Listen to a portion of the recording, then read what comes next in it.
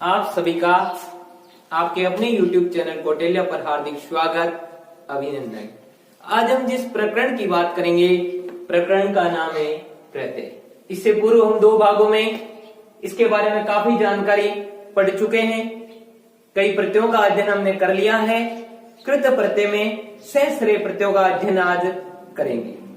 तो इसमें महत्वपूर्ण दो प्रत्यय है। कौन कौन से हैं? वो है, एक है तव्यत, तव्यत प्रत्यय।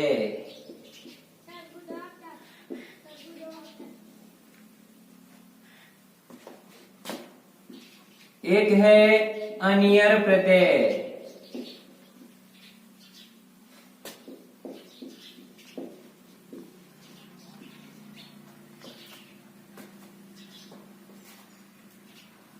एक है तव्यत और एक है अनियर प्रत्यय। दोनों में शेष क्या बचता है? 2 मिनट। हाँ, इन दोनों में शेष बचता है। इसमें बचेगा तव्य। इसमें क्या बचता है? तव्य शेष बचता है। तब इतर संज्ञा होने पर तव्य शेष बचता है। और इसमें बचता है अनिय। क्या बचता है? अनिय। इसमें तव्य और इसमें अनिय शेष बचता है। और इसकी विशेषता है कि तव्यत प्रत्यय और अनियर प्रत्यय का उपयोग चाहिए के अर्थ में किया जाता है। किसके लिए किया जाता है? चाहिए के अर्थ में। तो इसका प्रयोग चाहिए के अर्थ में किया जाता है।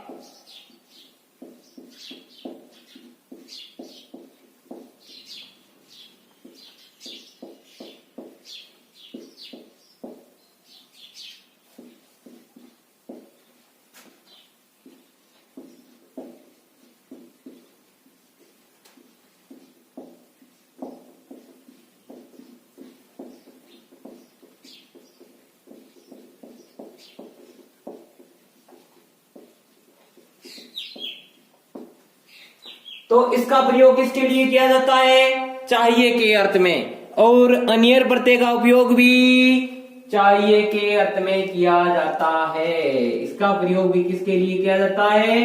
चाहिए के अर्थ में। चाहिए के अर्थ में इसका प्रयोग भी चाहिए के अर्थ में, इसका प्रयोग भी चाहिए के अर्थ में। अब रही बात इसकी पहचान की। इसकी पहचान क्या होती है? पहचान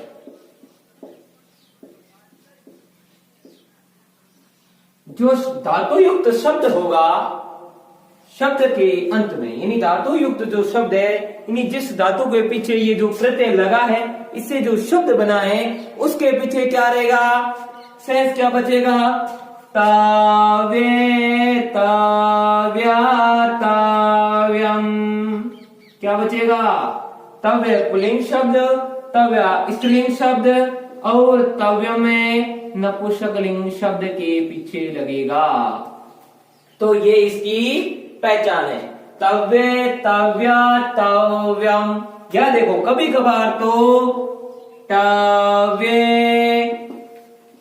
तव्या, तव्यम। कभी कभार शब्द के पीछे तव्य ने लिख करके आपको क्या लिखा देता है? तव्य भी लिखा हुआ मिलेगा, तो भी तव्यत प्रत्यय होता है। तव्य पुल्लिंग, तव्या स्त्रीलिंग और तव्यम नपुंसकलिंग शब्द। अब देखिए, पहचान देखते हैं इनकी।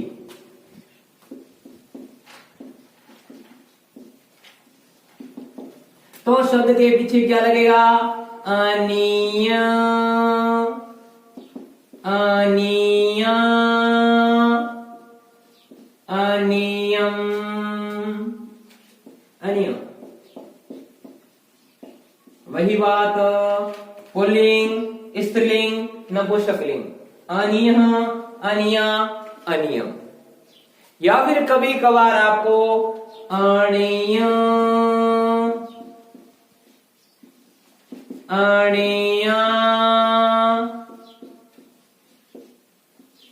अणियम।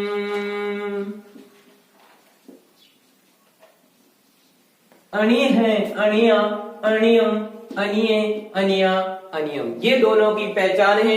इससे आप पता लगा सकते हैं कि किस शब्द में कौन सा प्रत्यय है। अब हम उदाहरणों का अध्ययन करेंगे जिससे आपको पता चलेगा किस तरह शब्दों के पीछे यानी धातुओं के पीछे इसका प्रयोग किया जाता है।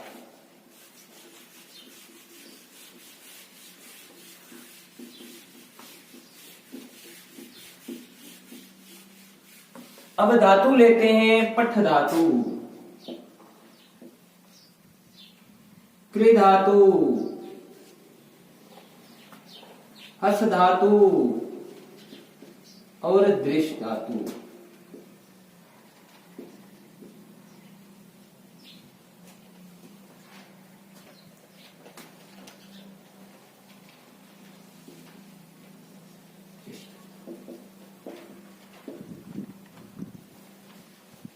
देखो पठ धातु के पीछे जब तवेत प्रत्यय लगेगा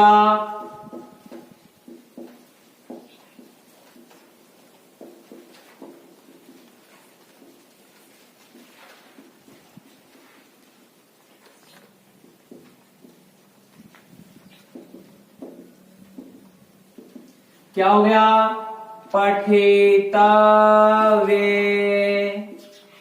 क्या बन गया, पठितव्य।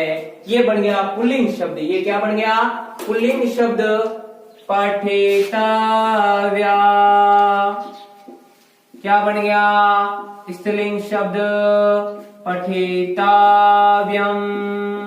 क्या बन गया, नपुंसकलिंग शब्द पठितव्य, पठितव्या, पठितव्यम। क्या हो गया, कृ धातु के पीछे लगा, क्या बन गया, कर्तव्य, कर्तव्या, कर्तव्यम।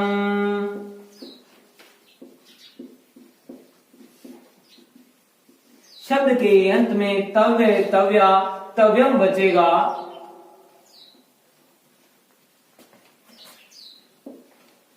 असितव्य, असितव्या, असितव्य।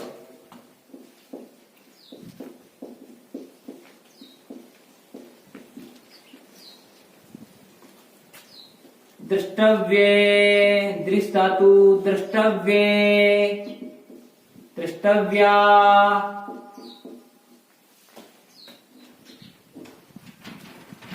द्रष्टव्या, द्रष्टव्यम।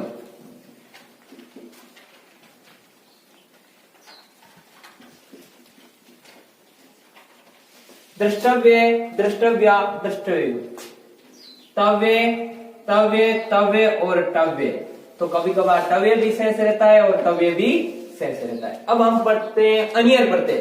पठ धातु के पीछे अनियर प्रत्यय लग गया, क्या बन गया, पठनीय, पुल्लिंग शब्द बन गया। पठन्या,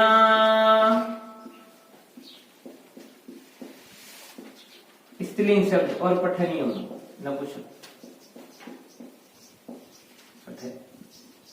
पठनीय, पठनिया, पठनियम। तो कृ धातु लगी जब, क्या बन गया, करणीय, करणीया, करणीयम।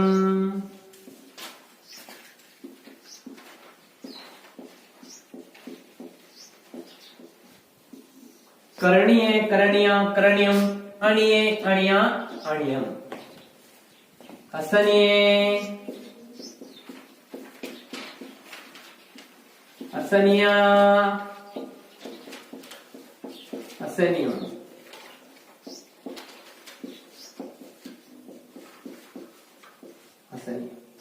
असनीय, असनिया, असनियम। दृष्ट धातु लगी तब क्या बन गया, दर्शनीय, दर्शनीय, दर्शनिया, दर्शनियम। दर्शनियम, दर्शनीय, दर्शनिया, दर्शनीय। तो ये हो गए अनियर और आपके तवेत प्रत्यय। आगे जो शेष रहे 3 प्रत्यय है उसका अध्ययन हम आगे करेंगे। ये जो तीनों प्रत्यय है, यत, ण्यत और कैप प्रत्यय, तो इन तीनों में शेष क्या बचता है? इसमें भी य, इसमें भी य और इसमें भी य शेष बचता है। अब समानता ज्यादा हो गई है, इनको बांटेंगे कैसे? इनमें अंतर क्या होता है? अब देखिए, इसकी विशेषता है कि स्वरांत धातुएं, स्वरांत धातुएं, स्वरांत धातु, स्वरांत धातु का मतलब होता है जिस धातु के अंत में आने वाले वर्ण हैं उसके अंदर क्या आना चाहिए? स्वर आना चाहिए। उसके अंदर क्या आना चाहिए? स्वर आना चाहिए। तो इसने क्या किया? स्वर को अपने कब्जे में ले लिया। तो इसने क्या सोचा कि हम किसको कब्जे में ले लेते हैं? व्यंजन। तो इसने कह दिया व्यंजनात् धातुएं, इसने कह दिया कि व्यंजनात् धातुएं, नान्त, जिन धातुओं के पीछे क्या है? व्यंजन है। क्या है? व्यंजन है। तो उसके उस पर कब्जा किसका है? ऋणित प्रत्यय। स्वर के ऊपर इसने कब्जा कर लिया और व्यंजन के ऊपर इसने कब्जा कर लिया। अब देखो, ये तो बेचारा बोला वाला, तो इसके कब्जे में कुछ, इन दोनों ने कब्जा कर लिया। अब देखिए, इसने एक और कर लिया कि प वर्ग अंत वाली, प वर्ग अंत वाली धातुओं से, प वर्ग अंत वाली धातुओं से, धातुओं से अकार उपदा होने पर, अकार उपदा होने पर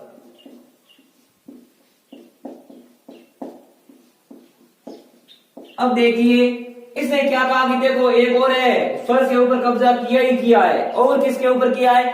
कि वे धातुएं जिनके क्या है? प वर्ग अंत वाली, यानी जिसके अंत में जो वर्ण आता है वो प वर्ग से संबंधित है। ठीक है। और इससे आगे वाला शब्द होगा, आगे वाला जो वर्ण होगा उसके अंदर अ आनी चाहिए। क्या आना चाहिए? अ। क्या आना चाहिए? अ की स्वर आना चाहिए, अ की ध्वनि आनी चाहिए। तो उसके ऊपर भी हमारा कब्जा रहेगा। जैसे हम आगे उदाहरण देखेंगे, यानी प वर्ग अंत वाली धातु, जो प वर्ग का अंत वाला वर्ण है उससे पहले वाले वर्ण में अ की ध्वनि आनी चाहिए, अ स्वर होना चाहिए। उसके ऊपर भी कब्जा किसका है? यत प्रत्यय ने कहा मेरा कब्जा है। तो भाई इसने इसको व्यंजन, इसने व्यंजन में से इसने बांट लिया, अलग ले लिया।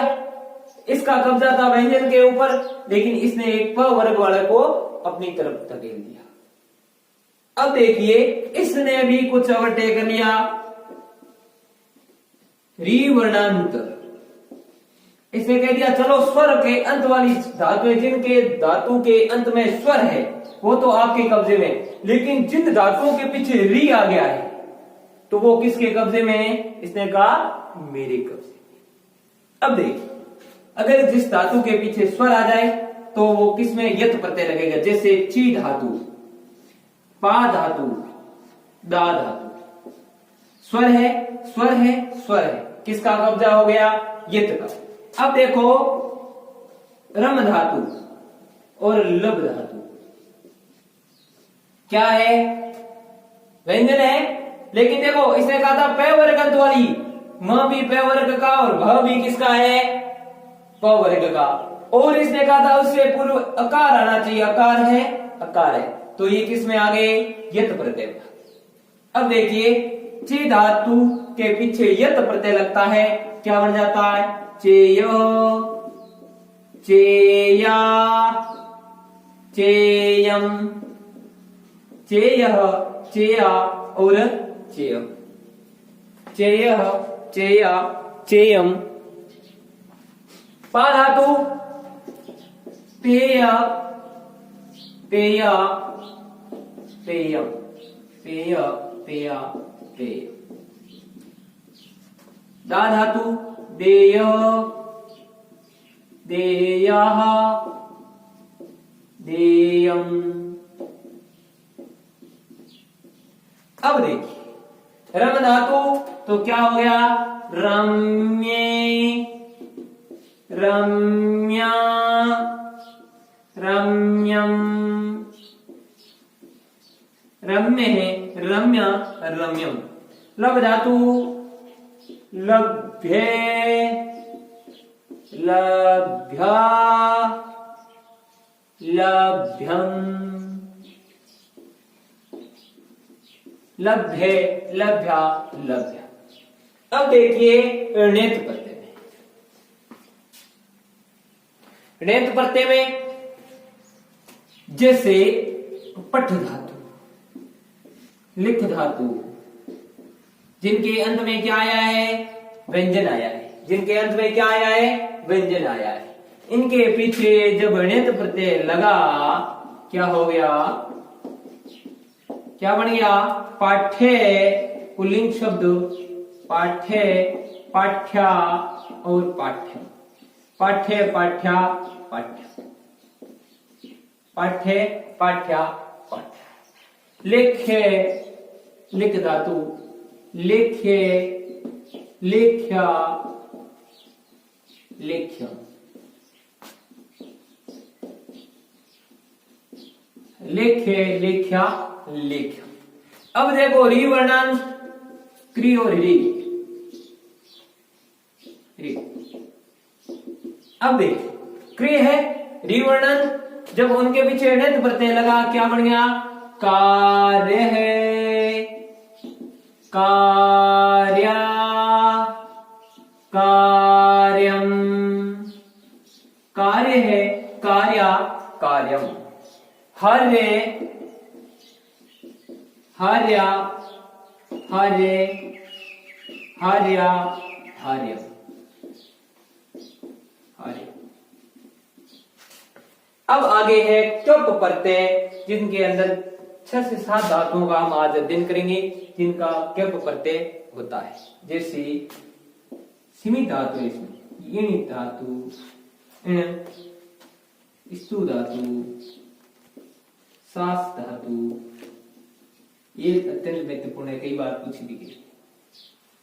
सास धातु, व्री धातु, व्री और जुस, ये 6 धातु मुख्य रूप से, इनके पीछे कौन सा प्रत्यय लगता है, क्यप प्रत्यय लगता है, जुस। अब इसके पीछे जब क्यप प्रत्यय लगा क्या बन गया, इत्यह, इत्या, इत्यम, इत्य, इत्या, इत्य, इत्यह, इत्या, इत्यम। स्तु के पीछे स्तुत्य, स्तुत्य, स्तुत्या, स्तुत्यम, स्तुत्य, स्तुत्या, स्तुत्य। सास बन गया शिष्य, शिष्या, शिष्य, शिष्या, शिष्यम। स्त्रीलिंग, पुल्लिंग, स्त्रीलिंग और नपुंसकलिंग। शिष्य, शिष्या, शिष्यम। वृत्ते, वृत्या, वृत्यम। द्वितीय, द्वित्या, द्वितीय।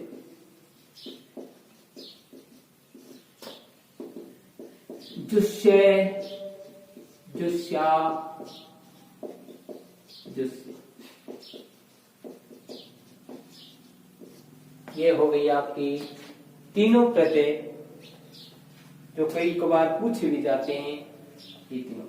अब आपका कृत प्रत्यय पूर्ण हो गया।